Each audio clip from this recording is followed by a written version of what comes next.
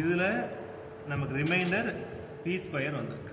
சரியா? இதில் நம்ம நிறுத்தணுமா இல்லையாங்க உங்களுக்கு இங்கே தான் டவுட் வரும். இதோட என்ன ஸ்டாப் பண்ணணுமா, எங்கே ஸ்டாப் பண்ணணும் அப்படிங்கிற டவுட் வரும். அப்படின்னா ஜென்ரேட்டர் பாலினாமியல் பார்க்கணும். ஜென்ரேட்டர் பாலினாமியல் பி கியூப், அதை விட சின்னதாக வந்து அதை ஸ்டாப் ஆகுதுன்னு அர்த்தம். அதை விட சின்னதாக வரணும். ஓகே, அதை விட பெருசாக வந்ததுன்னா கன்டினியூ பண்ணிட்டே இருக்கணும். சப்போஸ் இங்கே பி கியூப் இருந்திருந்தது, எனக்கு ரிமைண்டர் பி கியூப் வந்துருச்சுங்க சார் அப்படின்னா, இங்கே மேலே நீங்கள் 1 போட்டிங்கன்னா என்ன வந்திருக்கும், பி கியூப் வந்திருக்கும். 1 into P cube, P cube 1 into PP 1 into 1 1ன்னு வந்திருக்கும். அப்போ அந்த பி கியூப் இருக்கிற பி கியூப் கேன்சல் ஆகிருக்கும். பி ப்ளஸ் 1ங்கிறது ரிமைண்டராக வந்திருக்கும். ஸோ எப்போன்னா இந்த பி கியூப்பை விட சின்னதாக வர வரைக்கும் இந்த மேக்ஸிமம் ஜென்ரேட்டர் பாலினாமியலோட மேக்ஸிமம் பவரை விட கம்மியாக வந்தால் அதான் ரிமைண்டர். ஓகே, அதே மாதிரி இங்கே கேன்சல் பண்ணுறப்ப சேமாக இருந்தால் கேன்சல் ஆகும், சேமாக இல்லாட்டி இது கீழே வரணும். சப்போஸ் இங்கே பி ஸ்கொயர் இருக்குன்னு கொண்டு வந்திருக்கேன், இந்த மேலே இருக்கிற டேர்மில் பின்னு ஒரு டேர்ம் இருந்துச்சு அப்படின்னா அதை கீழே கொண்டு வரணும். பியும் பி ஸ்கொயரையும் கழிச்சு பி பவர் -1ன்னு போட்டக்கூடாது. Sir additional odd number of ones வந்தா ஆமாம். இப்போ எக்ஸ்ஆர்னா என்ன, 0 0 என்ன 0 0 0 1 1 0. சேமாக இருந்தால் 0 தான் அர்த்தம். 0 0 0 1 1னாலும் 0. அப்போ சேமாக இருந்தால் கேன்சல் ஆகிடுதுன்னு அர்த்தம். Same cancelled each other. Okay, so remaining வந்து பி ஸ்கொயர் இருந்திருக்கு. அப்போ இங்கே என்ன இருந்திருக்குன்னு அர்த்தம், 0 இருந்திருக்குன்னு அர்த்தம். ஸோ 0 + பி ஸ்கொயர் எக்ஸ்ஆர் பண்ணோம்னா பி ஸ்கொயர் தான் வரும். அதனால தான் நான் எழுதாமல் சிம்பிளாக இது ஒர்க் அவுட் பண்ணி முடிச்சிருக்கேன். நடுவில் எக்ஸ்ஆர் போட்டு ஆமாம், இது எக்ஸ்ஆர் தான். இந்த ப்ளஸ் எல்லாமே எக்ஸ்ஆர், இந்த கேன்சல் பண்ணுறது எல்லாமே எக்ஸ்ஆர் தான். சரி, இப்போ நம்ம எப்படி ஆன்சர் எழுதுறதுன்னா முதல்ல மெசேஜ் எழுதிக்கணும். மெசேஜுங்கிறது p⁵ raised message p⁵ P cube இந்த ஸ்கொயரையும் எழுதிக்கணும், பி ஸ்கொயர் எழுதிக்கணும். இதுதான் வந்து கோட் வேர்ட். சரி, இந்த கோட் வேர்டு எத்தனை பிட்டு மொத்தம்? 7 பிட் இருக்குமா? சரி, 7 பிட்டு தான் எழுதணும். அப்போ கோட் வேர்டு 7 பிட்டு தான் எழுதணும். அப்போ எத்தனை இருக்குது? 3 தான் இருக்குது. p⁴ இருக்கா? இல்லை. p⁴1 B square, p⁴3 p⁴4 p⁴5 p⁴6 இல்லை.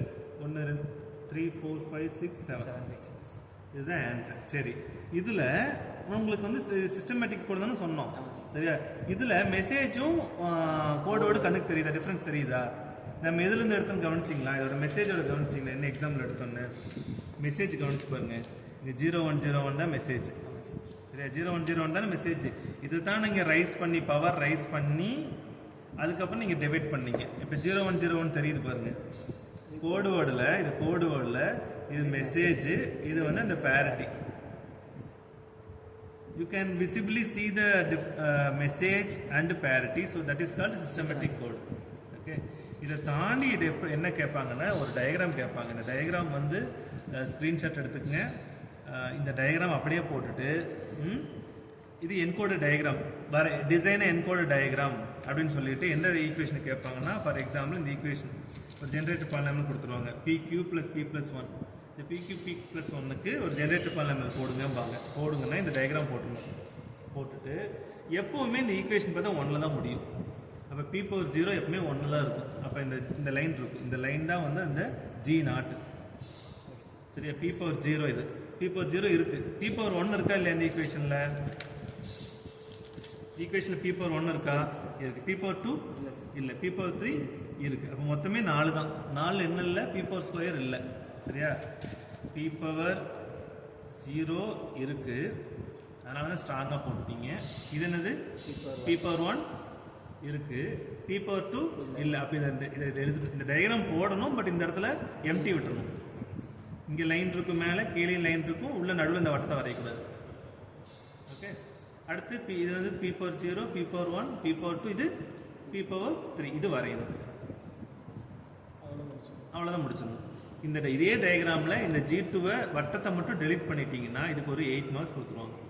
4 வரைக்கும் தான் போடணுமா சார்?